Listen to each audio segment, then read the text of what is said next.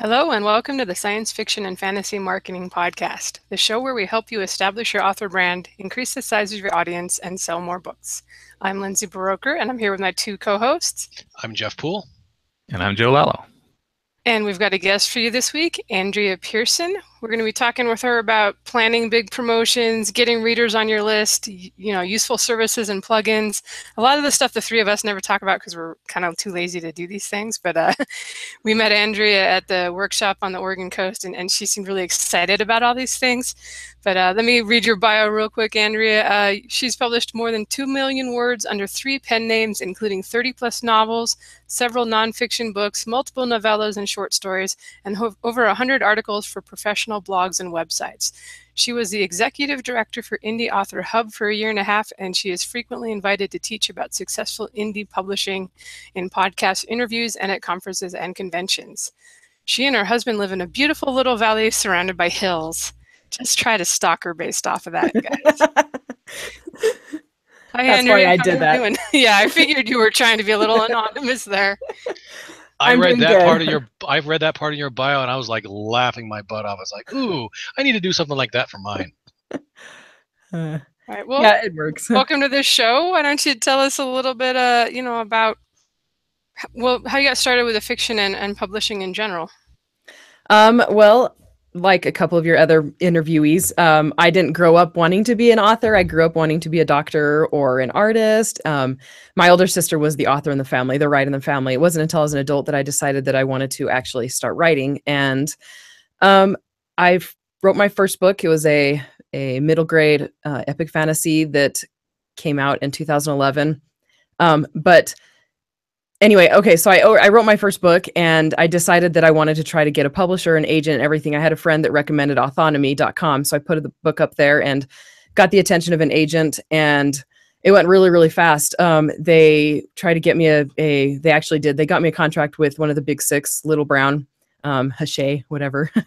And they were doing a movie auction between a couple of the big studios, and nothing felt right to me. I just couldn't quite settle into the route that we were heading. And so I ended up turning it all down, ultimately to self-publish. A small press was involved somewhere along the way there, but they never published anything of mine. They just kind of were a holding spot while I decided to take things into my own hands. And I jumped in with both feet, and it's been a lot of fun and a lot of mistakes and excitement and a lot of ups and downs.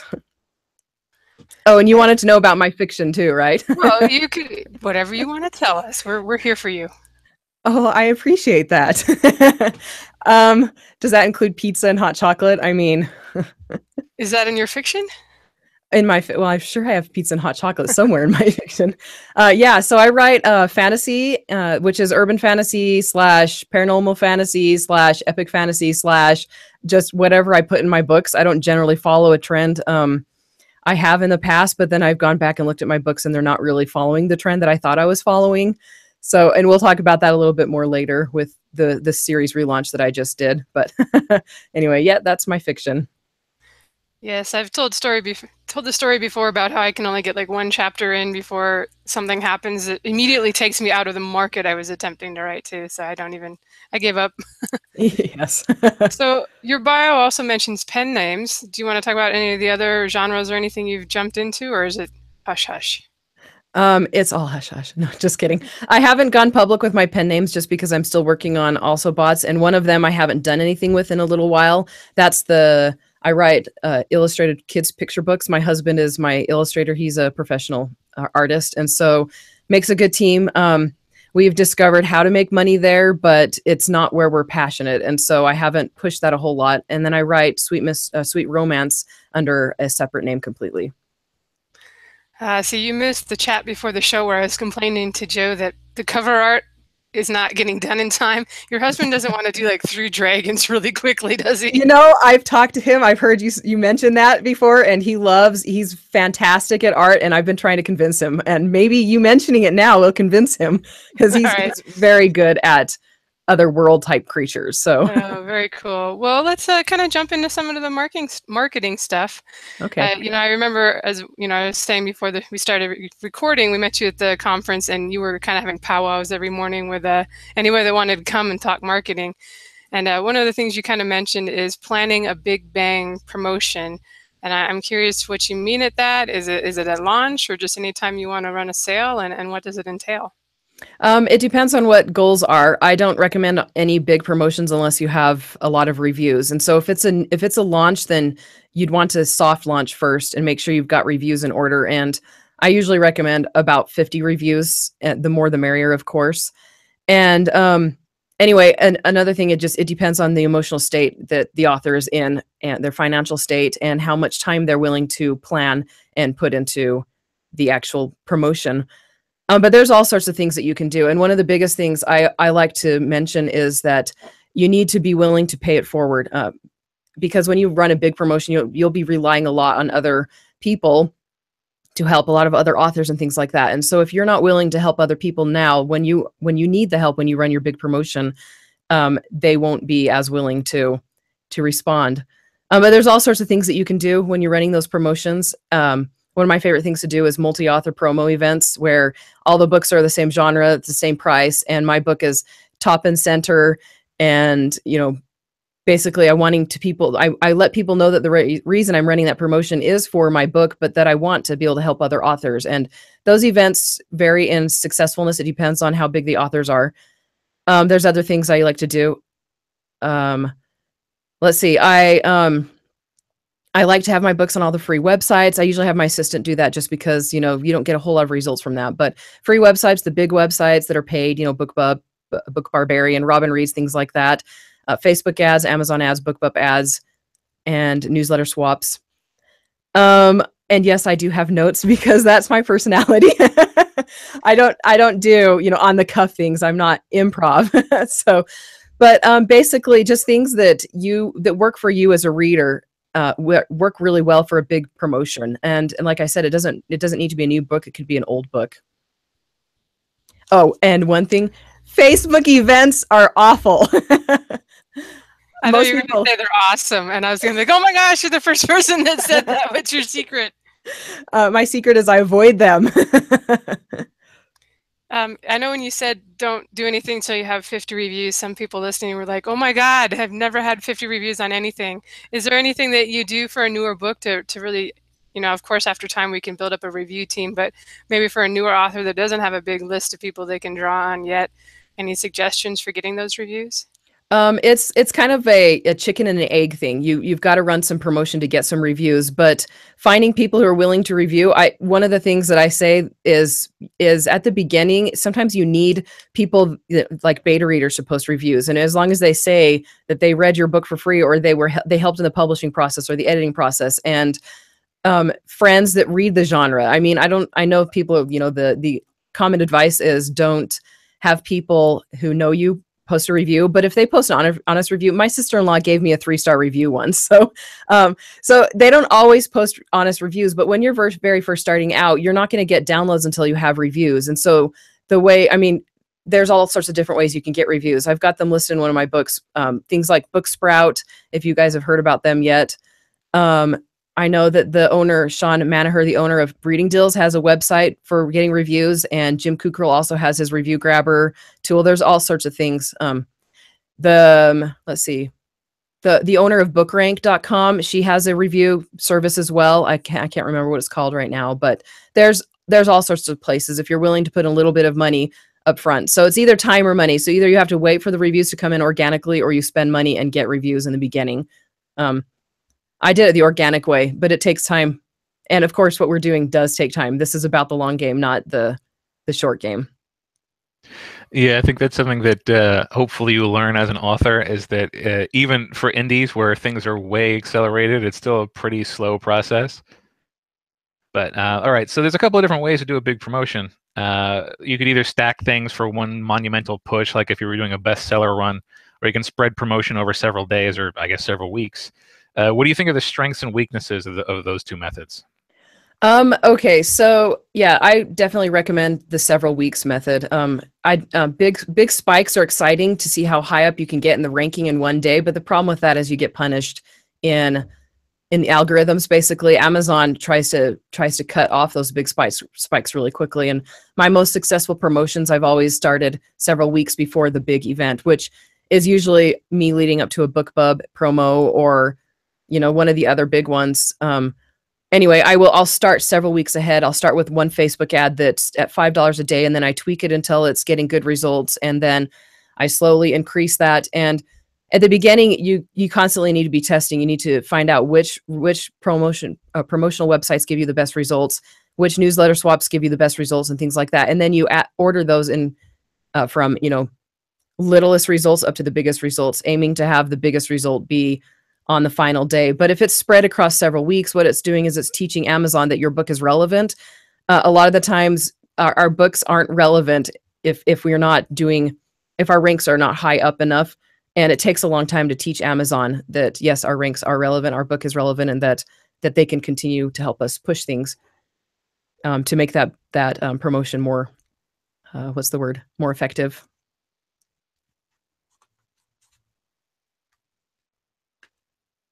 Jeff is muted.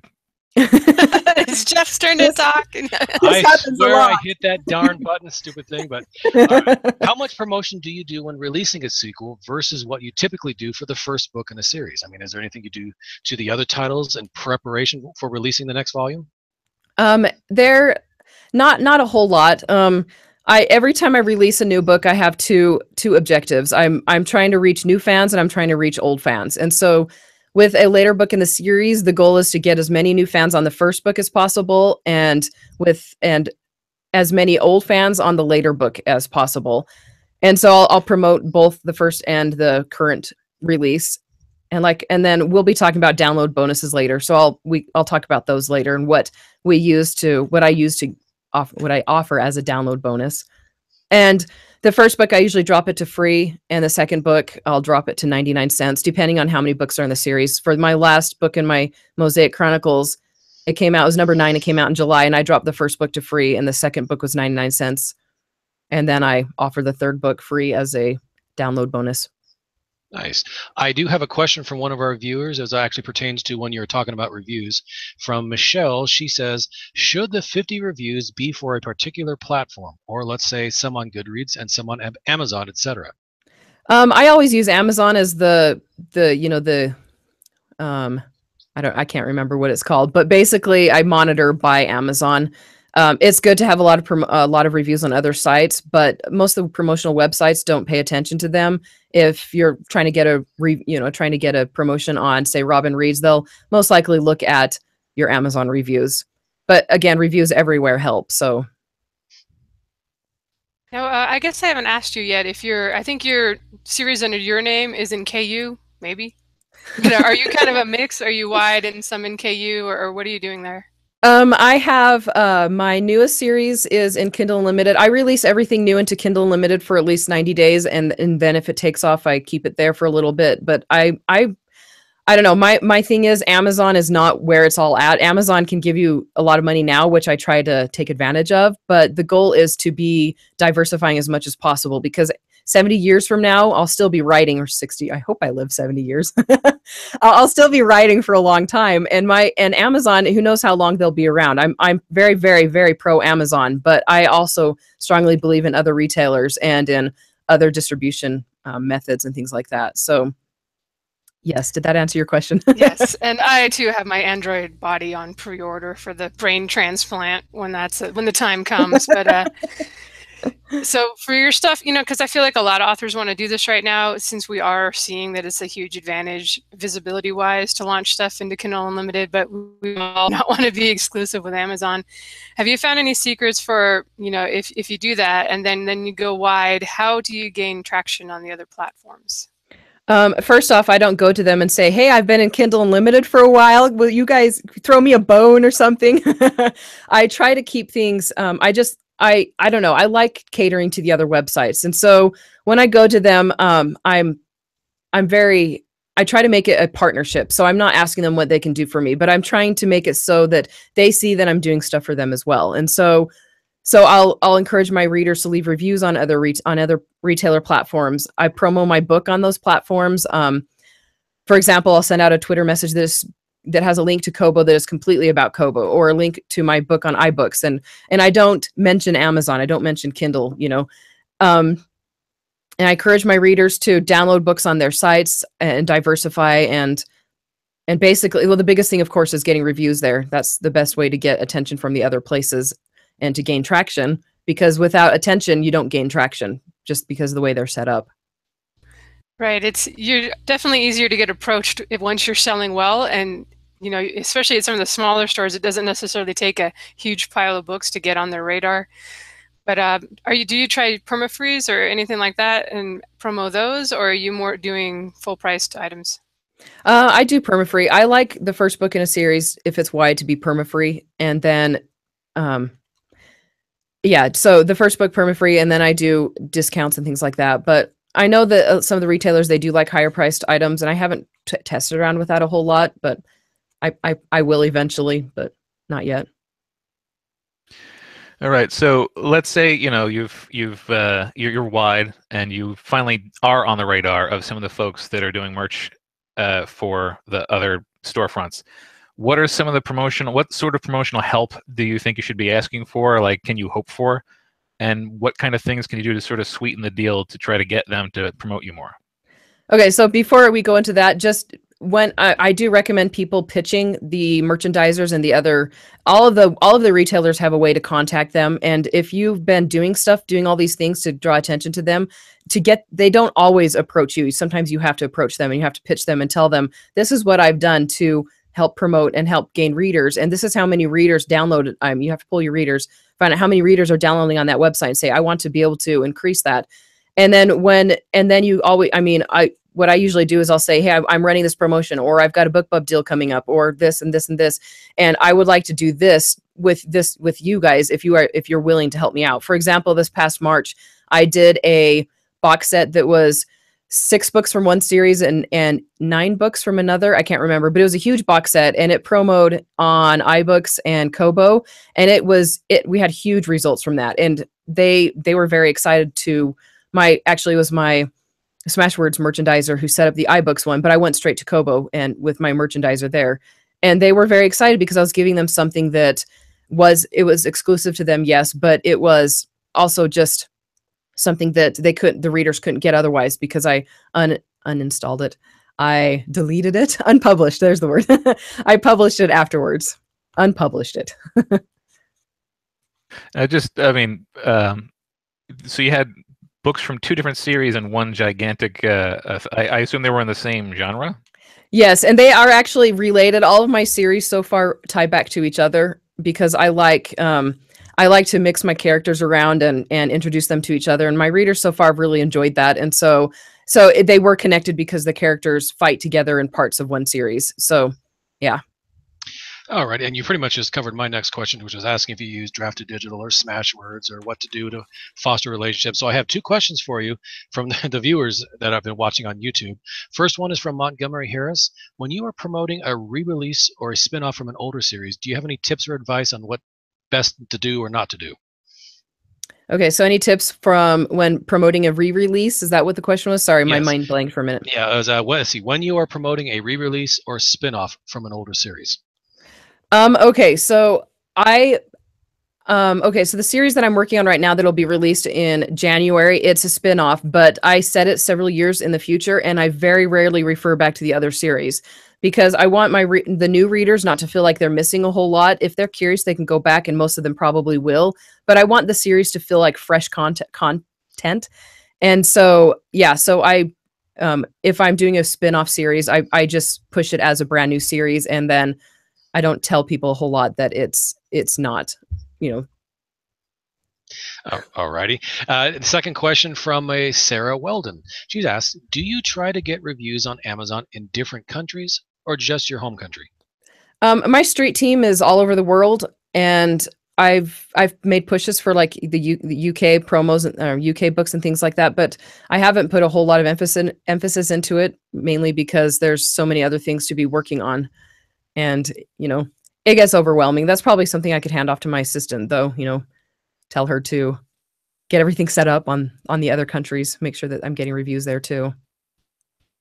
Yeah, that's something I've kind of found will happen naturally once you do get a readership that's all over the world. And it's exciting too when somebody's like, I gave you an Amazon Germany review. I'm like, good, you're probably my only one. So Yes. appreciate it. I hope it was 5 stars. I'm doing the same thing with the spin-off trilogy right now. Maybe it'll be more than a trilogy, we'll see. And kind of what you were saying, I'm going to treat it like it's a whole new book one. But I have the old characters in as kind of side characters for the fans of the original series. But I did new heroes, so hopefully anybody coming in new should be able to follow along, no problem. And I am totally just going to promote that as a brand new book one and Heritage of Power. Yeah, people can't see me nodding here. I'm like, yes, I agree. Yes, that's good. Thank you. I'm glad you approve.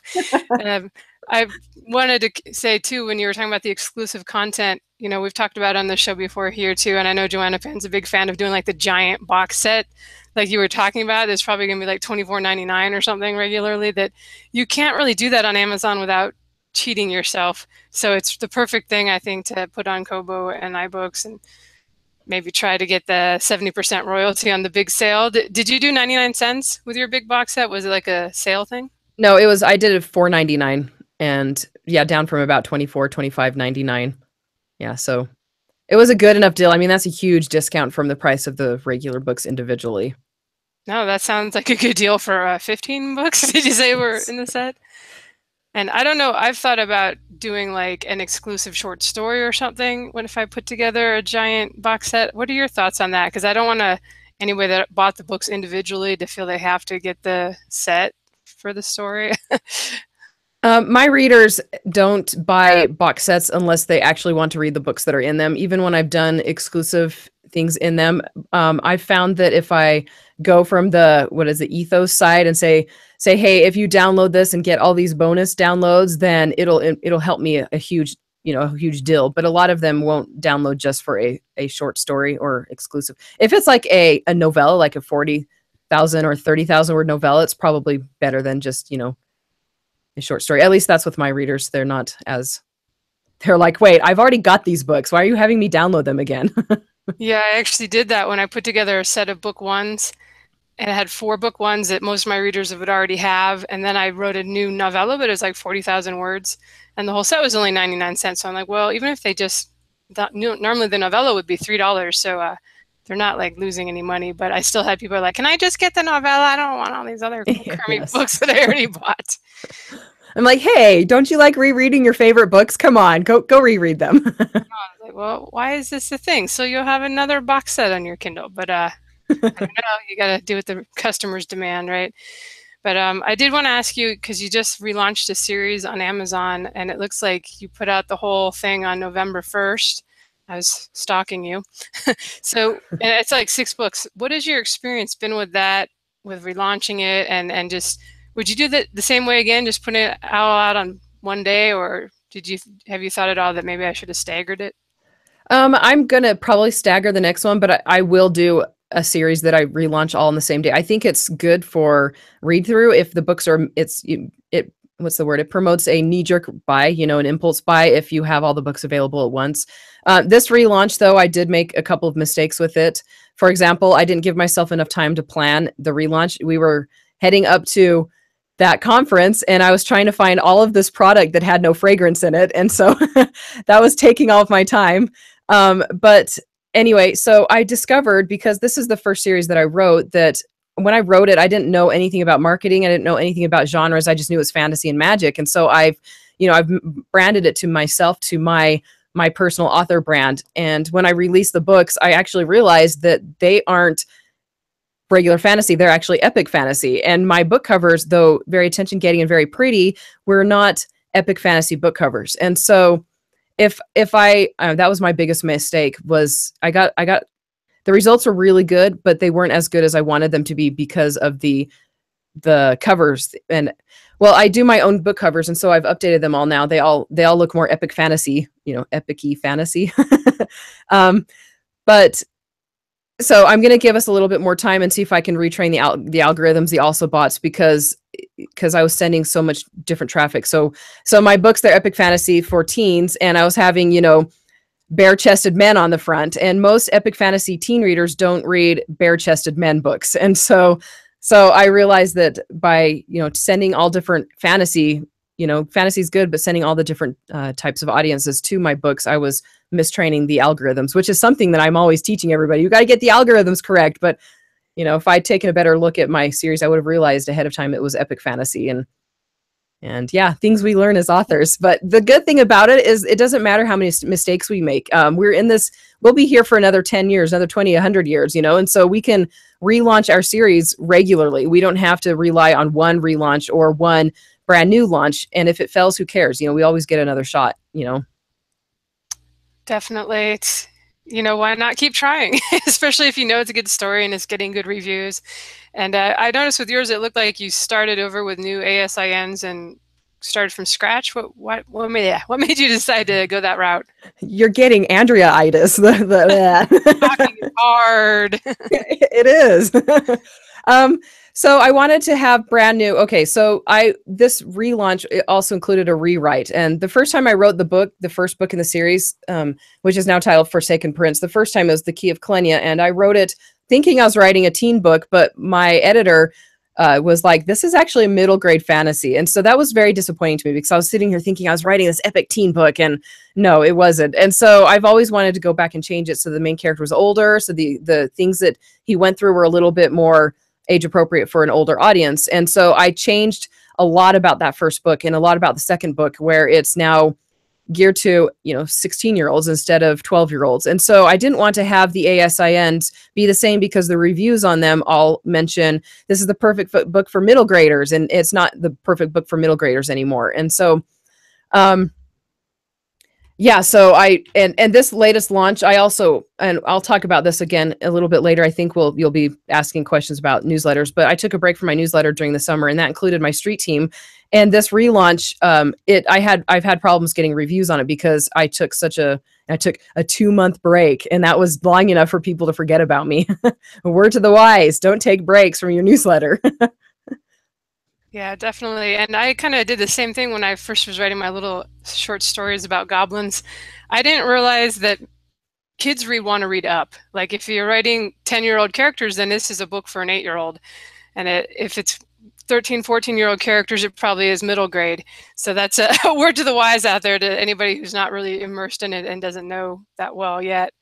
So exactly. And the other thing is my character was 14 in middle grade, 12-year-old, that's the average age for books, or for readers, or sorry, for characters in middle grade books. And 16 and 17 is the average age for YA, and 18 is a black hole, and 14 is a black hole. And so if you want your books to do well, you've got to go in between one of those age brackets, either above or below. Otherwise, you're going to be marketing uphill. I mean, make it as easy for yourself as possible from the beginning. Definitely good advice, and that's something that I had absolutely no knowledge of when I was starting. So when people would ask what my books were, I would have no idea how to answer them. So I'm taking notes on this stuff. All right, so the common wisdom with indie publishing these days is to set as rapid a release schedule as you can manage. And we're talking about relaunches. Can a relaunch take the place of a new release to sort of keep your momentum up, or should you be focusing on making new stuff as well as the relaunch? My recommendation is to pull your readers. If your readers have not read that book okay, so my first book, The Key of Klenya, I've had over 100,000 downloads on it, and only a very, very small percentage of them have gone on to read the later books, which tells me they didn't finish that first book.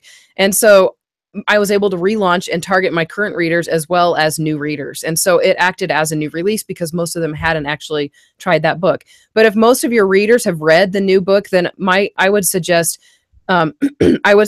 releasing new stuff and having the relaunch, not putting as much attention to it, perhaps, unless you feel like you can actually get your existing readers. If you've made a big enough change to that book, then get your existing readers to re-download it, if not just out of curiosity, but to re-experience the story. But a lot of people don't reread. There's so many books to download and to read now, and everybody's TBR, to be read pile is huge. And so if not a lot of them have actually read that book, then a relaunch could take the place of a new release, especially if it's uploaded as a brand new ASIN.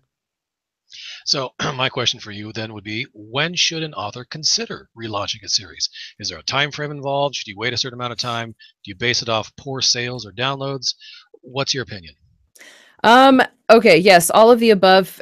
Poor sales, poor downloads, but that doesn't necessarily mean that a relaunch will do any good because every book has a natural life cycle. And so some books, like vampires, you watch vampires, they go up and down quite heavily. And so a vampire book, I mean, I've heard Anne Rice say that vampires come and go and her book sales have acted accordingly. So just because a book is not downloading doesn't mean a relaunch will do any good. And that's the most positive and uplifting advice I've given today.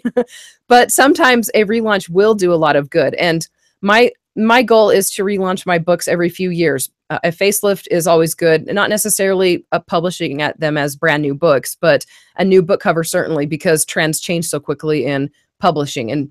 And when we first published the Kalenia series, those book covers were astounding for indie books. But now indie book covers are so high quality, and my book covers, they paled in comparison. And so a relaunch was needed. And I think that's probably going to be the way it'll be in, another 5 years or so. All right. So my next question for you is another viewer question. It's actually a follow-up from Montgomery, who asked me to call him Monty. So this is from Monty. So I have seen series like Embersville Chronicles, Star Wars Expanded Universe, or even Fantastic Beasts and Where to Find Them that tie in based on a world without actually referencing old characters. How do we let the potential reader know it's the same universe? Cover art, logos, etc. Yes. Cover art, logos, an author note at the beginning, maybe. That's where your creativity comes into play as a writer, trying to figure out how to tell readers the best. Okay, that was actually a quicker question before I could type it out. Okay, Lindsay, let me hand you that back to you. All right, Monty already knew the answer, so there was no need to respond with a long answer. All right, Andrea, you seem to be kind of up on newsletters. So what services do you recommend for authors getting started right now? Newsletters, this is my favorite topic, and I hope we have another hour or two to talk about them. Okay, so I recommend MailChimp just because it's the most reliable. It's been around for a long time. They do a lot of awesome things, and they integrate the most with most other applications and products and things like that. And so my biggest thing is automation sequences, and MailChimp's is very powerful, and I've never had it go wrong on me. And that can't be said of all providers out there. I'm frequently hearing complaints about some of the cheaper products, which I'm like, well, you get what you pay for. And I probably just offended half the audience. But Aweber, ConvertKit, I've heard really good things about them. My experiences with MailChimp, and so I usually recommend MailChimp just, because I love them. And what was the other part of the question? Something about programs or what? No, I think that was it. You were probably reading ahead. Not that we gave you any notes or anything. But, well, you mentioned just setting up autoresponders. So can you explain what that is for people who are new to that, and maybe talk about how you do it? Okay, so this is when we were in Oregon. This was the biggest thing. So I had people coming to me during breakfast and at dinner, and after the sessions ended, in between sessions, they all wanted to hear how I recommended people do autoresponders. And so I recommend a series of 5 to 6 emails. The first one should go out immediately. And this is my system, and I've based it off of a bunch of other people's systems, and then I've honed it and tweaked it until it worked really well for me. But I give away free books to people to sign up for my newsletter list. And so in that first email that comes out, it goes out immediately and it welcomes people to my list. It gives a short intro to my books and to me. And then first off, well, the very first thing it should be giving is the link to the free books. And then it tells them that they'll be hearing from me again in a couple of days. The purpose of my automation sequence, before I go on to the other emails, is you want people to feel like they know, like, and trust you. You want to be personal. You want to make them feel like you're a human, that you struggle, that you have joys and triumphs and things that you are working on.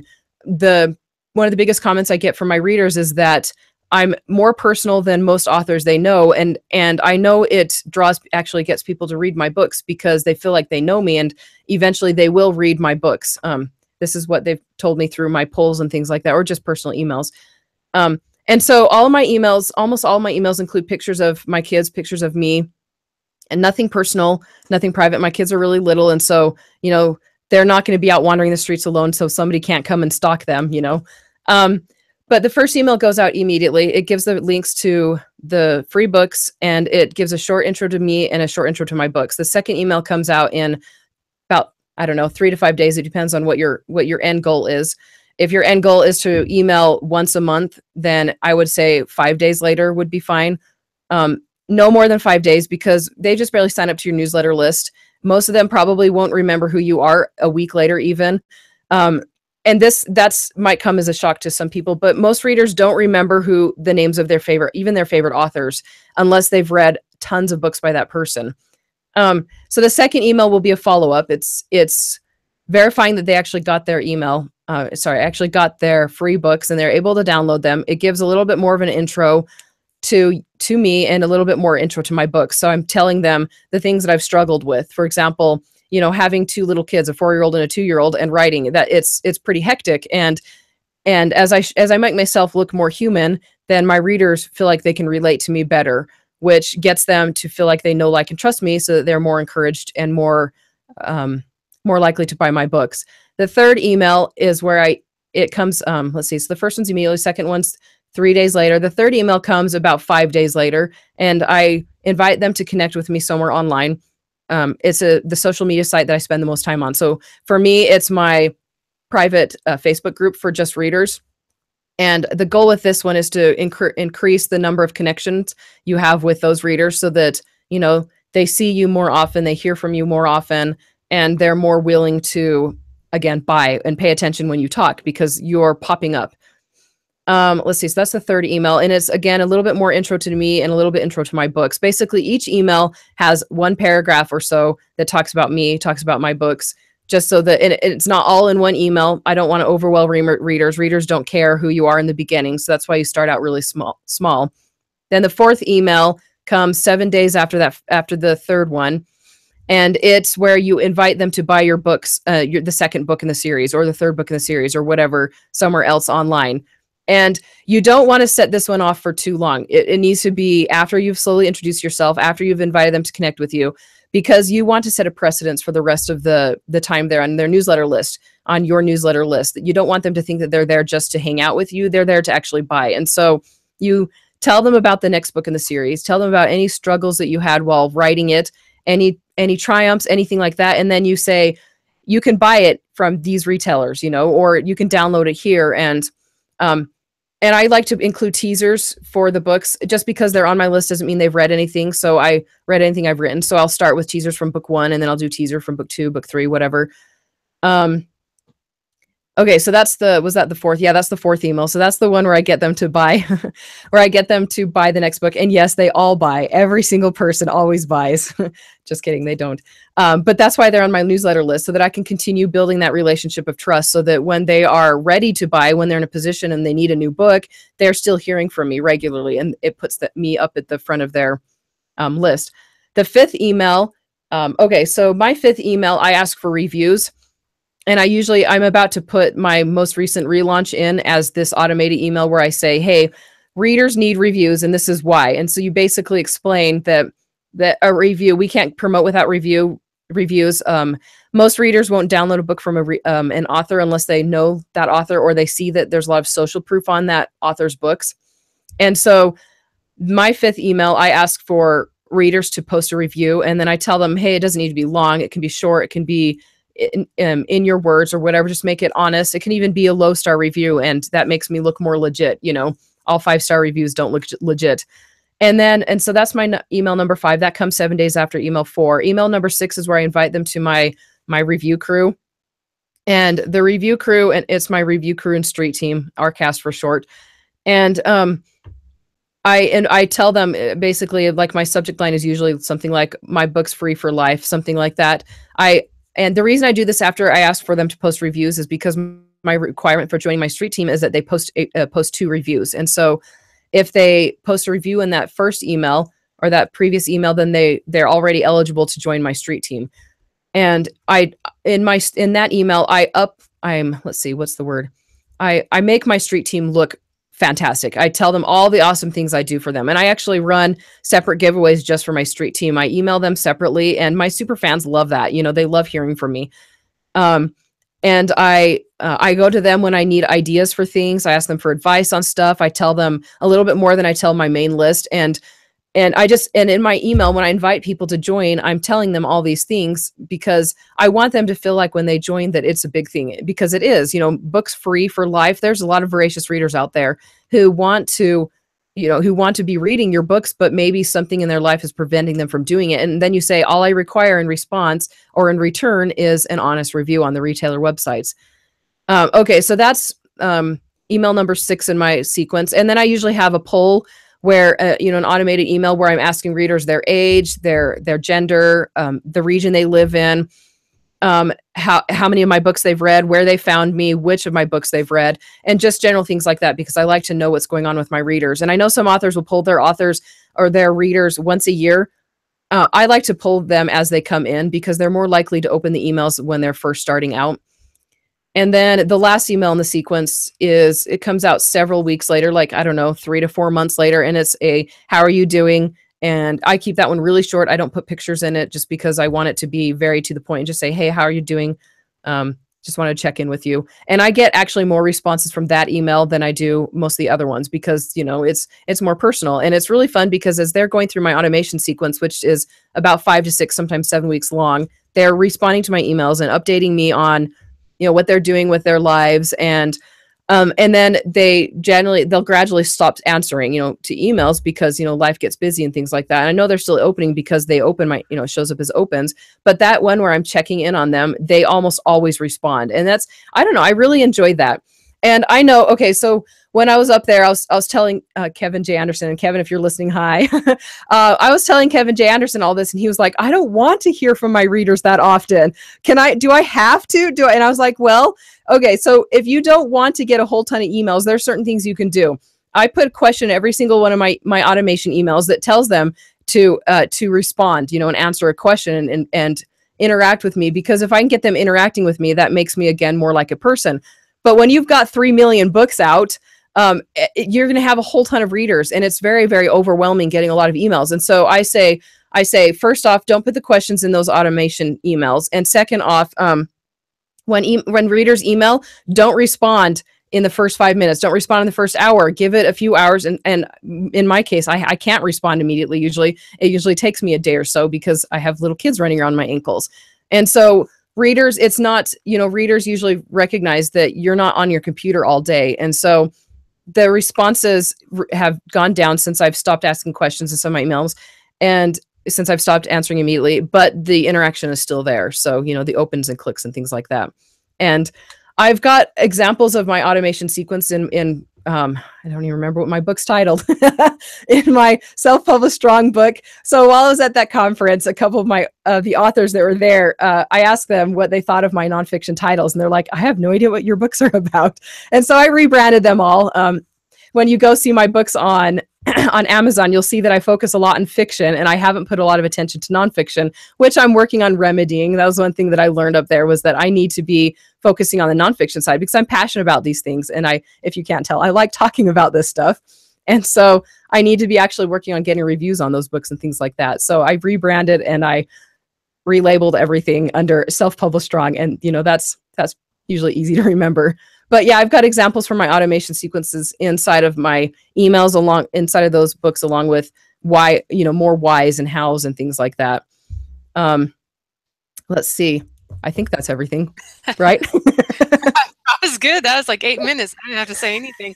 We can totally talk about this for an hour if you want to. I totally could. I seriously love it. And when we were doing those marketing chats, like the questions, man, it was really fun. Like, starting out with a new, if you're a new author and you only have a couple books out, your automation sequence is going to be geared to that one series. But if you've got a whole ton of books out, you gear your automation sequence to your career, to the books that you've written, not to a specific series. And so you would talk about writing in general, not writing that series when you're talking about the trials that you've had and things like that.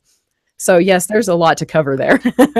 That's a great tip about when you've got multiple series and stuff, because I always wonder if I do a free giveaway for one series, well, I have all these other readers that aren't going to care because they're not into that series, or I don't know, can I get them into it? But I have to say I had the same thoughts as Kevin there. I was like, oh gosh, no. And in the beginning, it's really cool because you're excited to hear from readers. Then after, he started writing in the 80s, I think. But after you've got like 10 5-figure email lists, you're setting yourself up for, it's just a lot of work. It's still like, I still love hearing from people, but it's sort of like there are days where like, no, just make the email go away. Yeah, I feel that way. I love hearing from my readers, but I'm very lazy when it comes to responding to emails. And so I'm like, oh, I've got to respond. I enjoy reading their emails, but yeah, a lot of emails. It's overwhelming. To be fair, for me, the longest and most involved emails come from other authors. The readers are just like, I like this book. Are you going to do more with these characters? And Oh which man, can be hard too if you're not planning to do more with those characters. You're like, sorry, other authors for me, they're like, they'll respond to my emails, and our responses get shorter and shorter. While with my readers, the responses get longer and longer. And one lady, she was emailing me up to 20 times a day when I was like, okay, so that's not going to fly anymore. And it's like when you do finally answer your email after weeks, and then they answer right back like 3 minutes later, like, don't you have a hobby? I suggest reading. Yes, reading is excellent. So I'm curious because I love that you actually listed everything, because that was great for me to hear, because I have not set up one of these. I've thought about it. I've known about it from the internet marketing industry.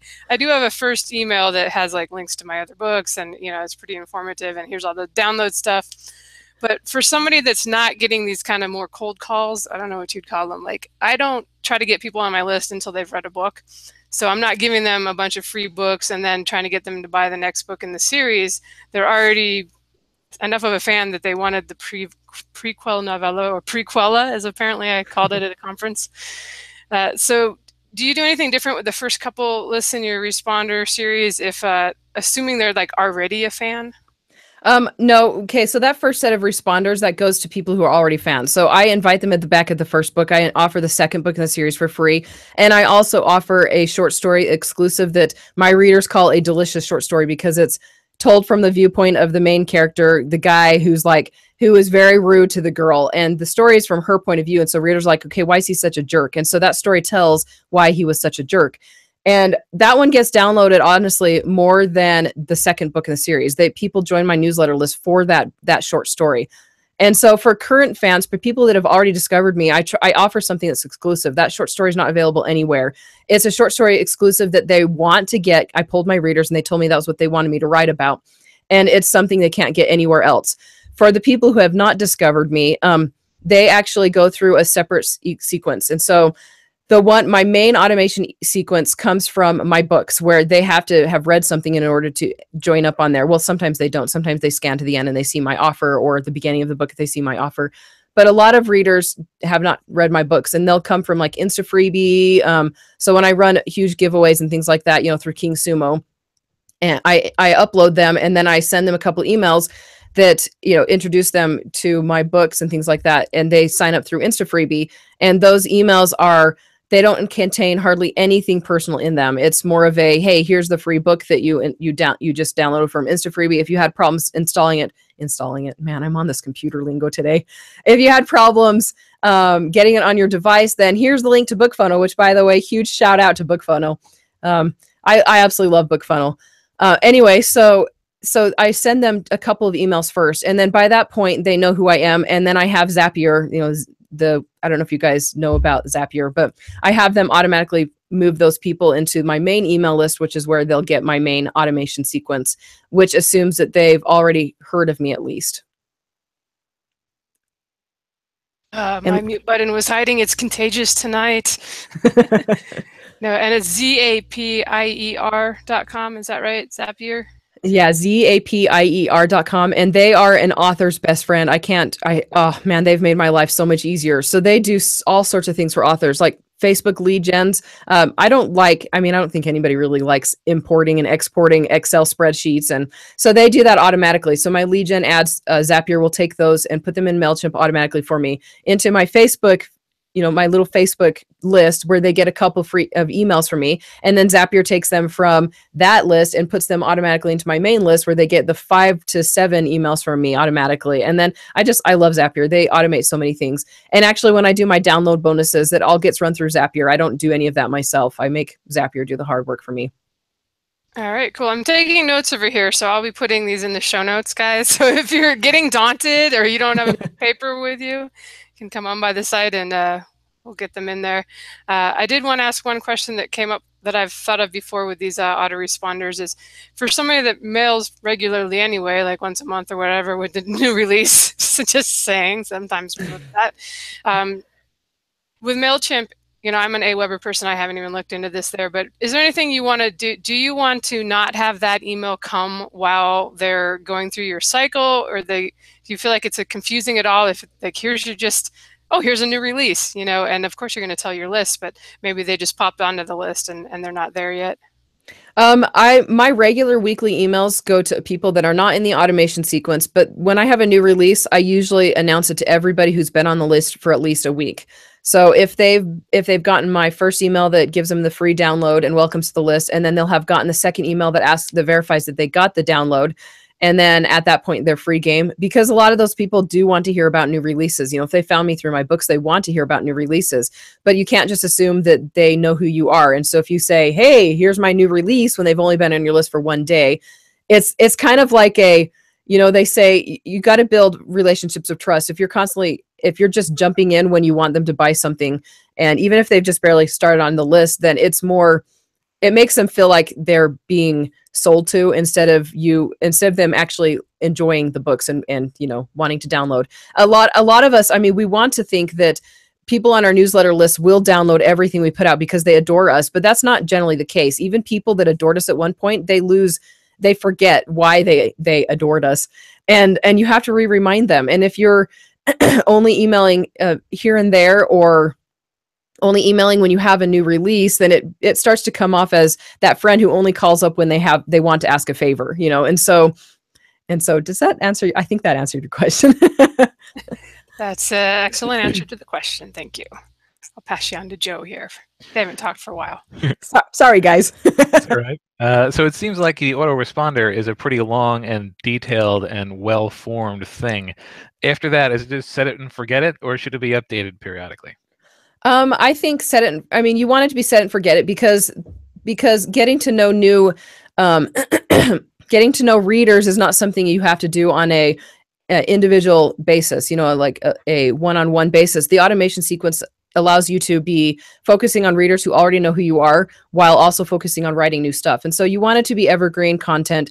It needs to be authentic. It has to be 100% you. And I say I include pictures from my kids. So in my automation sequence, there'll be pictures that are from like Christmas. So every year I update and add the newest Christmas picture, or Halloween, or whatever. So they'll get that email in March, but they know that, you know, hey, look, that's what her kids looked like in Halloween last year and the year before and the year before. And just so that it's more evergreen in nature. That being said, tweaking your autoresponder is always recommended. You'll want to change the subject lines, see what works, what gets the best opens and clicks. And when you do that, recreate the auto sequence. So what I usually do is I'll replicate it, and then it starts with fresh data so that you don't have any lurking variables. So basically, if you have a subject line that's not working in the automation sequence, if you're only getting like 20% opens, then when you replicate the automation sequence and you put on a new subject line, you'll be able to tell if that new subject line is actually working, because then that way it's not mixing in with the old data. And so constantly tweaking, you'll want to check them about once every 3 months, once every 6 months, just to verify that what you said is still true. You know, like if you're saying I have a 3-year-old and a 2-year-old when your child is almost 5. Yes, that was something I was doing. And so I set a reminder on my phone to update the kids' ages after their birthdays. But yeah, you want it to be evergreen stuff that you don't need to change regularly, but do tweak every now and then. Alrighty. So what would you say is the single most effective method to get people to sign up for an author newsletter? Incentives, it sounds like? Yes, I like incentives. Sign up for my newsletter it has negative connotations. People are classically conditioned to shake their heads to, yes, bribes. Yes, you want to offer them something in return. They're giving you their email address, which is access to their daily lives. It's personal to them. And so if you're offering something that they want in return for them signing up, they'll be much, much more likely to sign up. It needs to be something that's related, though. when I first started this whole give out a free book, I was brand new to the concept, and I was offering a little side novella that's romance to all my heavy fantasy readers. And if you can't imagine, I didn't get a whole lot of, signups from that. And so then when I switched it to a fantasy book, I started getting more signups. What has worked the most has been offering the second book in the series and that exclusive short story. The second book in the series, a lot of people will actually just buy it off of Amazon or off of their retailer instead of sign up for my newsletter list. But that exclusive really does push people through. So yes, I bribe them. Yeah, I did the same thing. I was like, okay, we heard from another interviewer person a long time ago, and I was like, maybe I ought to try doing that. So I wrote a short story specifically for it. Number of signups just skyrocketed. I was like, this is a good idea. But, all right, I've got a viewer question for you. Another one from Monty. He's saying, and I asked him to specify this. This is what he wrote: Kindle Scouts. Do you use an easy mail list to get people to nominate? I hope that you know what that means by that. I'm guessing he's talking about I know what he's talking about. I don't get into Kindle Scouts. I have an author friend who did, Soraya Wilson. She's was one of the very first that they put into Kindle Scouts, and she's had a lot of success, but it's been really, really heavily used lately. And so I'm not going to be doing it. And I think that an autoresponder probably would not work well for that, just because Kindle Scouts is a limited time thing. So it's like 30 days or something like that. Sounds about right. Yeah. Yeah. Okay. And my second viewer question from Chris Fox. Hi, Chris. Yeah, he's lurking in the chat there. I didn't know he was there either, but he just popped up with a question. Do you listen to non-author podcasts to learn things like marketing? And if so, would you recommend any to starting authors? So first off, I have to say all the bad things I said about Chris earlier, none of that's true. Just kidding. So one thing I've discovered, I'm a huge podcast fanatic. And when I first started out, I ripped through podcasts really fast, Rocking Self-Publishing and Author Hangout, and let's see, your guys' podcast, and a whole bunch of other podcasts where I would start that podcast and I would listen to it all, every single episode they put out in like a couple of weeks or a month or whatever. And Joanna's was really hard. She's been doing it for a long time. But after a little while, I started recognizing that the advice was being repeated, and I wasn't learning a whole lot of new stuff from the podcasts. And so, yes, I started branching out into others. And the one that I've actually found the most motivational and the best for me is the Entre Leadership podcast by Dave Ramsey. And they do have Christian stuff in there, but it's one of the most motivational podcasts I've ever listened to. And I actually got the ideas for download bonuses from one of the interviews there. They are entrepreneurs. They are cutting edge. They do stuff that most people don't do. And we all know the author world is a step behind entrepreneurs. Generally, entrepreneurs are always testing things out, and authors were like, hey, that's working over there, so we should try it too. And we're usually behind the music industry and things like that. And so the Entre Leadership podcast has been hugely motivational. And at this point, a lot of it is just needing ideas for how to stay up on task and how to keep my business running smoothly. And I get a lot of that from the Entre Leadership podcast. So yes, that one I recommend. That's the one that I've been working my way through. They've been podcasting since 2011 or 2012, so I've got a ways to go until I've reached the end, but it's been very beneficial. All right, sounds good. Yeah, I used to listen to a lot of those guys. I came from that world, and then as I switched into the author stuff, I was like burned out on a lot of it. That's a newer one for me. I mean, I listened to like Pat Flynn, Smart Passive Income, when he was just getting started. I think he guest posted on one of my blogs like 10 years ago. And Yaro Stark and some of those guys, I don't even know if they're still out there, but I agree with you that they've been doing this stuff for a long time. And it's been interesting to watch because nobody had a newsletter even when I got started with the writing, publishing fiction. So people are getting really savvy with this stuff, and it's good. But let me go ahead and ask a Twitter question. SMH, I still haven't figured out the best way to get those people who get on the list via a promo off the list again if they're not really interested. The open stats on the email management systems are so inaccurate. Do you have any ideas? And I'm assuming it's because she doesn't want to pay these huge fees for 30,000 people that were gathered from Insta Freebie and may or may not actually be interested in her books. This is one reason why I recommend emailing every single week. There's a whole school of thought there. Readers are getting burned out on emails, but when I took that break from my newsletter list for 2 months, I my ranks went down, my royalties dropped, and it's been a struggle to get back up there again. And I swear I will never take a break from my newsletter list again, because once you get that ranking down, it's hard. You have to teach Amazon your books are relevant still. And so by emailing regularly, it's keeping you up in the forefront of people. And so when they see your emails, if they're never ever going to buy anything, they'll eventually just be so annoyed that they'll just unsubscribe, which is what we want. The goal is to get people off the list if they're never going to buy. I do newsletter cleanings, and I do them very, very cautiously. I don't believe in unsubscribing people just because they haven't opened an email, because you don't know, first off, if their newsletter services or their email service is actually reporting those opens and clicks accurately. You don't know. Maybe they've been in the hospital. You don't just unsubscribe people. And so if they have not opened my automation emails, and side note, automation emails usually go to promotions folder, and my weekly emails almost always go straight to the inbox. And so if they have not opened the automation emails and then 5 to 6 weeks worth of regular emails, then I send them an email with a header with a subject line that says, "Is this still your email?" And it annoys people sometimes, but it gets their attention and they open. And in that email, I say, if you would still like to stay on my list, and sometimes I tell them it's expensive to keep lists, but I think that's, you don't want to get too much into the emotional side of things. Guys, you're running me dry. If you would like to stay on my list and still receive updates, then go here and enter your email address. And that sends them to a Google form where they've just put in their email address. And sometimes I'll have them click a yes, I want to stay, and here's my email. If you want to only get new releases from me, here I have a new release only list. Or if you don't want to stay on the list, don't do anything. It won't offend me if you don't want to stick around. And I'll usually do it about 2,000 email addresses at a time. And I keep track of people who subscribe to my new release list, new releases only list.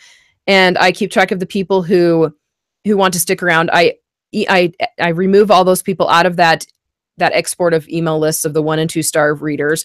And then I email the what's left over again about a week later, and I say, did you see my email? Something like that. And then I reiterate the email all over again. And then basically what it does is, because a lot of people, like I said, their opens and their clicks aren't being reported back to you. And so you don't know if they are reading your emails in preview form. So you don't want to just unsubscribe people without knowing that they're actually active readers. And so it lets them know that you're watching them. No, it just lets them know that if they're reading in preview mode, most of the people know that if they're reading preview mode, they'll show up as an unopen. And then it helps keep the list clean and up to date. Because when you're aggressively increasing the size of your newsletter list, you're going to get a whole ton of people who are not interested. And that's one reason when I run those King Sumo giveaways, I put them in their own little holding list where I introduce them to me and invite them. I say, hey, even though you entered the giveaway and you are actually on my list, I'm not going to put you in my main list. But here's a free book through InstaFreebie. And so then that way, and I tell them when they get that free book, they'll be subscribe to my main newsletter list. And so that weeds out people who are potentially not interested. But then you're always having to clean your list. That's like, if you're not regularly increasing the size of your list and cleaning it, then your list will gradually die over time, just because their lives change. And eventually a size 5,000 list, or in my case, I had 2,000 subscribers and I didn't email them. I sometimes didn't even email them when I had a new release. And if you're ignoring them, even if they're interested, they're going to ignore you back. And so yeah. That was an excellent answer. I think you should charge $5 for that or something. I don't know. Just go buy my books. There, I charge $5. There you guys go. If you want to support Andrea, self-publishing strong, right? Did I get it? Yeah, self-published strong, something like that. And don't be saddened by the reviews, because they're like 0 reviews on most of them. That's all right. You'll get a special list going for the nonfiction stuff, which I believe Chris Fox does. So. Yeah. I've got a list and I totally forget about it all the time. I like helping authors, but I don't like pushing that side of my business as much, just because I'm passionate about helping, but I'm passionate about writing fiction. So that's where I put my focus. And that's the fun stuff. I know. Clearly you enjoy the marketing side too. So that's really awesome. All right. Do you have time for a few more questions? Yes, we have to talk about the download bonuses still, don't we? Okay. Well, let me see. What was the next thing here? I did actually want to know if you mentioned Zapier. Are there any plugins for WordPress or any services that you use in order to just kind of help with managing your email list and automating things? I have one plugin. It's a human named Adriel, who is my assistant, and she's absolutely fantastic. I recommend, if you don't have an assistant helping with your newsletter list, and if you plan to start doing weekly newsletters, don't allow yourself to get burned out, because burning out is one of the most awful things to have happen as an author. So from the start, have people helping you, even if you've got time, because it frees you up for the stuff that you really enjoy. And I love marketing and everything, but I burn out, and I burn out. Everybody burns out on things. And so for example, my assistant, I have her go in and I have her upload all my Insta Freebie promos I'm participating in, the pictures, of my kids. Have her make sure all my links are active and that they're working. And all I do is write the emails and then write the captions for those pictures. And so, then yes, Zapier. I absolutely love Zapier, but that's basically it. I haven't found any. I don't use WordPress. I use it only for King Sumo. That's the whole reason I've got a WordPress site. All right, very cool. And I should ask, because it came up, I thought about it when you were answering the SMH's question. What do you do to try, like on Gmail, you mentioned it, how stuff ends up getting slid over to the promotions tab and people never look at it. I know it's funny because you asked if you ask questions and interact with them. I think it's less likely to get put into that slot. So Kevin, sorry, gotta apparently interact with readers and myself. I'm talking to myself too. But, and 90% of authors. Yeah, have you come across any tips for not just getting dumped into that promotions folder? In my welcome email, which is not part of the automation email, the welcome email says, hey, you're going to be getting your free books, and it should come immediately. The welcome email almost always goes to their main inbox. And so I tell them your free books will probably end up in your promotions tab. If you click and drag that email to your main inbox when it comes, then you'll always get emails from me. And of course, sometimes they don't want to always get emails from me, but a lot of time they do. And then I'll, let's see, what else do I? Yeah, I tell them to just click and drag it over. In the welcome email, like I said, it almost always goes to the main inbox. And then a lot of the times my weekly emails will pop up into their main inbox again randomly. But I'm finding I'm having to regularly remind people. I think I might actually add into my template, my weekly email template, hey, if this is ending up in your promotions tab, click and drag it over to your inbox. I have found that people do scan their promotions tab, not as regularly. But if you're emailing, regularly, and they'll be like, hey, wait, I haven't heard from so-and-so for a while, they'll go over and find my emails in their promotions tab. And sometimes they catch up on things. And I've had people open and respond to emails that I sent 6 months earlier. And so, yeah. Now, we're talking a lot about automation. Are there any things that you shouldn't be automating? Is there anything that should be done personally? Well, let's see. Yeah, new releases, you want to have those be stuff that's not automated. Anything that that isn't evergreen, that doesn't require a whole lot of attention, a whole lot of time, should be anything that's evergreen and does not require you to be updating it regularly should be in your automation. So that's why I put polls inside my automation sequences, because that's not something that's not urgent. That's not something that needs constant attention. And so, so anything that is requiring, what's the word? Yeah, time release things, like promotions that are currently going on, things like that. I don't put those in my automation sequences. And Jeff is muted. Yeah, I did it. I unmuted. My next question you've already covered with regards to how often you send out newsletters. So I have another viewer question for you. This one from Craig Price. He asks, how many paying readers has she recorded coming from Wattpad? Hi, Craig. How's it going? Wattpad. Let's see. If you count all the people who ask for free books, 0. I found some very, very dedicated street team members through Wattpad. I've got a bunch of books up over there, and they've featured me several times. I've found that street team members is where I get my benefit from Wattpad, but not necessarily buys. I do have a lot of people that, I'm sure I've had some buys. I have had some people buy print books through me from Wattpad, through Wattpad. So it's super hard to track. And so what I do is I make it, these are people that are used to getting their books for free, and they love regular interaction and things like that. And so they're good candidates for a street team, for helping push promotions or posting reviews for a free book. So yeah. He has a follow-up question. He mentions that because we were all listening to you going on about the newsletter thing. Does she have a longer audio recording expanding on the newsletter? That was requested a lot. A lot of people are saying I need to do like a cheap webinar, an informal webinar where it's not like $700 or something. I don't, but I will be getting one. I need to, because I teach it over and over and over again. It would be so much easier to say, hey, here it is. All right, just a couple more questions here. I saw on your website that you're giving away a lot of bonuses for people that are sign up. And, that's pretty common, but some of your bonuses are by other authors. So what is the genesis of that, and has it been effective for you?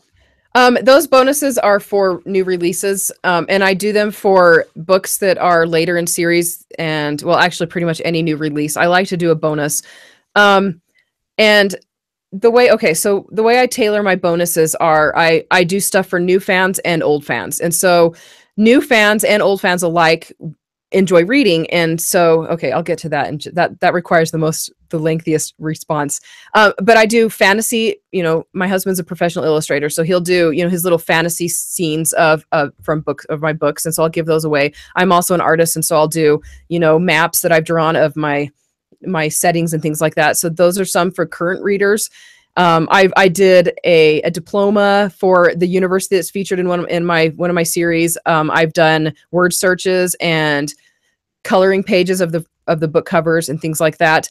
Other author books, I poll my readers regularly and I ask them for suggestions on fantasy books or books that are similar to mine, or just books in general. And then I have my assistant go through and take all of their suggestions, and she orders them according to which was suggested most. And then she'll give me a breakdown of whether they're indie authors, how much they charge their books for, if they're in Kindle Unlimited, the number of reviews they have, and all these things. But what I'm looking for are authors that are on the same level of me. So have a certain number of books out, but aren't making like $1 million a month, because I'm sorry, I'm not making $1 million close, but because what I do is then I'll read those books. And if I enjoy them, I'll approach those authors and say, hey, my readers recommended your book, and I'm wondering if you would be willing to offer it as a free bonus for my next launch.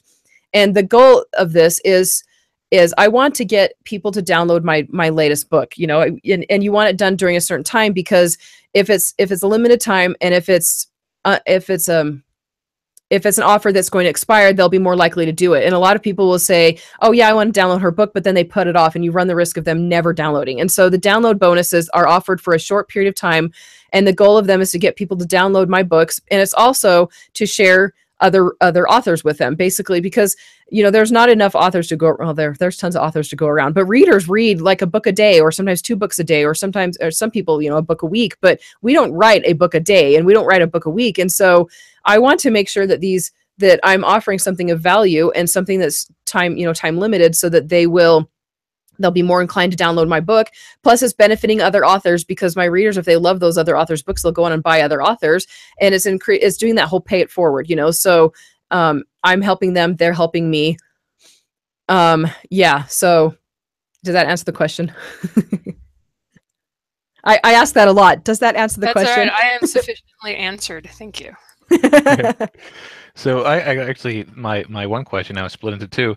When you do these bonus downloads, how are you providing them? Like, how are they being fulfilled to the people who get them? Okay, so this is Zapier again. Zapier has a system where they will connect to a Gmail account. So I'll set up a Gmail account it's something like book title bonuses, and then at gmail.com. And then I go into Zapier and I set it up so that Zapier, when a new email comes in to that email account, Zapier automatically sends an email out. And in that email, I include links to download the free books through BookFunnel, either my links or the other author's links. And then I also include a link to a blog that is like a random blog that nobody knows exists, that I don't use, where they can get their free images. And then I have instructions there on how to download those. And one thing with Zapier, a lot of people have asked me, aren't you worried that people will email that account who have not actually bought the book?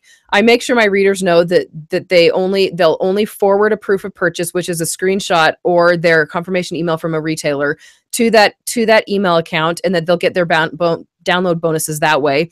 And I have actually I did download bonuses for some of the box sets I was in at the beginning of this year that made USA Today and things like that. I've never had anybody email, out of thousands, I've never had anybody email and say, and not provide their proof of purchase. They do sometimes will email and ask questions, but I make sure in my email to my readers, when I'm telling them where to get their download bonuses, I say, do not send questions to that account because it's monitored. I don't monitor it. And I don't, once it's set up, I'll check it once a day, but I don't, follow it very closely. I tell them to ask me questions. And then in the email from Zapier, I say at the very top of it, I say in uppercase letters, do not respond to this email. Don't ask questions here. If you have questions, email Andrea. And sometimes I forget to turn off Zapier. And so when I get spammers, they're getting multiple emails back from me. So they email me and they get a whole bunch of emails back, which I think is good for them. But yeah, so Zapier handles everything and makes it all seamless and very nice. All right, it sounds like I definitely have to be looking into that. And when you're talking about giving away other people's books, like, is it the sort of thing where you should be doing that with your also bots in mind? Because assuming eventually these people will buy through one of those. I don't view it that way. I mean, that is a side result, a side benefit. My biggest thing is providing value to my readers. And so if the book is something that I think they'll enjoy, if it's similar in style to my book, then it will help my also bots. But I mainly do it as a way to provide benefit to my readers, something that I think that they'll enjoy. I swear, Google hates me today. It's like night of curses for mute. I don't even touch it this time, and all of a sudden I click it. Okay, unmute. I'm looking at it, it's still red. Unmute. You mother freaking. Okay, all right. Let's see. You've already answered my referred to my last question as well. So I've got one final viewer question for you. Craig is asking again. What about tips for running a multi-author 99-cent promo sale on your site with other authors to sign up for a multi-author box set release? That is word for word. Multi-author box set release. Oh, well, I think Craig, you might have been involved in one of my multi-author box set or one of my multi-author promotions. I don't know. So when I did a whole bunch of multi-author promotions for the box sets that I was involved in. So my rules were for those promotions, no other box sets, nothing that's not free and nothing that's free, all 99-cent books. And then I put the book that's being featured at the very, very top. And so the way I usually did it was I would have the box set and then I would have right next, and I'm showing in the video. Yeah, all those people are listening in audio, which is going to be me because I don't watch the YouTube channel. You're not going to see what I'm doing. But the first book will be the box set and the second book will be my own book because heavens, I put all the time into it. So, my book gets to be first or second. But the box set, and I make sure that people know that the whole purpose of it is to draw attention to the box set. And then when other authors are participating, I have them send their traffic to my website too. And then, of course, I use my Amazon affiliates. I actually use Books to Read so that it goes automatically through all the other retailers. And that's another great thing to have an assistant do. Have the assistant upload all the books to Books to Read so that you don't have to do all the grunt work there. And then copy and paste that Books to Read link to the website. And then all the authors, like I said, will link to your website for their end of pushing the event. But yeah, that's how I do mine. All right. Wow, lots of great information tonight. We really appreciate you staying late. Although you did kind of set yourself up for it when you're like, oh, I can talk about this for an hour. I'm like, oh, got another hour. But I think there's a lot of great information, and you kind of inspired me. Like I said, I've sort of looked at doing an autoresponder sequence for a long time, and just not. You need to do it, Lindsay. Seriously, when I started doing my automation sequence, my royalties, like, they doubled, and I pinpointed it down to my automation sequence because yeah, really, really huge for me. And I know that newsletters aren't as effective. People say, they have less interactions, less opens, less clicks, and things like that. In fact, I think Donna, if she's listening, from our, little Oregon coast trip, she was telling me today about somebody who was saying something about how newsletters aren't as effective, but they're still the most effective thing that we have in our arsenal. And I agree. Yes, the opens and clicks have lowered as more authors are emailing, but I still see a huge spike in my royalties. Not always huge, but a spike in my royalties after I email weekly. And when I stopped emailing weekly, I stopped, seeing that increase, that bump. And my automation sequence, it just builds that relationship of trust. It gets people to know, like, and trust, and so they are more willing to buy. And then it does the work for me. I don't have to, tell them all about myself. Yeah, I totally believe you, because for me, just adding some of the links to like the books in the actual first hello email, like here's a list of books, because people always ask. You think, oh, they'll just look on Amazon and they can see, but they don't. No, they So don't. you want a list somewhere. That made a big difference. And I think this is great too when you have a bunch of series, and if you're like me, you kind of focus on the launch because that's what you're most excited about is your current series. But when you get to the point when you have some old books, this can be great to help keep them selling, like keep the older ones selling, because people that came in from the new stuff, they maybe don't even know that you did this other series in 2011. And like with me, I have a couple book ones that are perma-free, so it's really, I don't even feel bad. Like I'm not pushing anything. It's free. If you want to try it, go ahead. If not, eh. Yeah, and another thing I recommend is listing all of the books you've got out at the base of your emails. In all of your emails, the automation sequence, maybe not the first email, because that first email is the here, this is who I am email. And you want to keep that one as short as possible.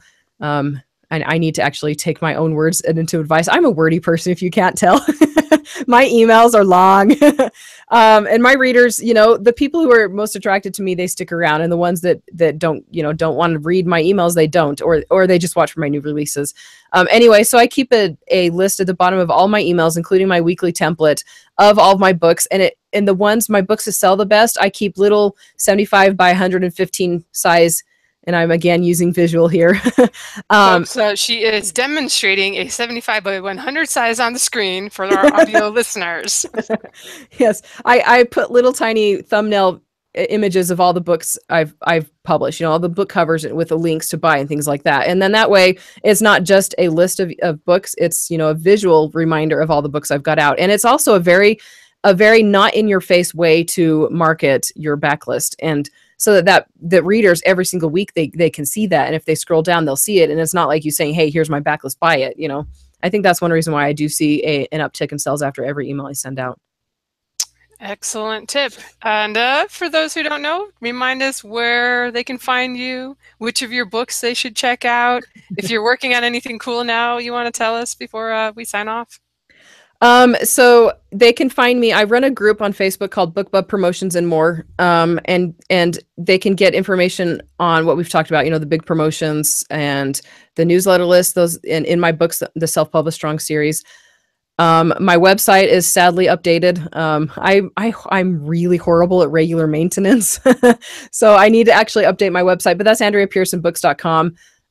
Email is the best way to get a hold of me. That's my email address is ap@AndreaPearsonBooks.com. But yeah, come join our group and ask questions and things like that. All right, cool. And the Facebook group was BookBub Promotions and More. Yep. Our whole goal is to discuss BookBub promotions and more. Excellent. I will find you and put the link in the show notes. And for those who want to pop right over and get those links, it'll be FMP157 on marketingsff.com. And that's the highlight of every episode. You mangling our URL and stumbling over it, and then complaining about it. I thought about complaining, and I was like, no, it is what it is. Why don't you set up a director? Create a new website and direct from the old. I don't know. It's such a short URL. You would think they would flow off my tongue. All right, Lindsay, what's right below the camera view? Do you have your drink down there or something? Or what's below the camera? A futon with a dog on it? What's below your camera? I was wondering if you had a drink right there, right below the camera where we couldn't see. Are you saying she's drunk? Oh, I thought you wanted to see my dog on the futon. Okay. Yes, we want to see the dog. There she is again, dog sleeping on the futon. Okay, she's sleeping, so not super exciting. All right. Thank you, everyone who listened for almost an hour and a half here tonight. And staring another at dog on a chair. And Andrea, thank you so much for coming on and answering all our questions. It was really cool to pump you for information on all this stuff. No problem. It was good to be on here. Thanks for hanging out with us, and thanks for all the info. Yeah. Oh, you're welcome. Bye, everyone. Episode 157 is where the show notes are on that site that we have. So long, and thanks for all the fish.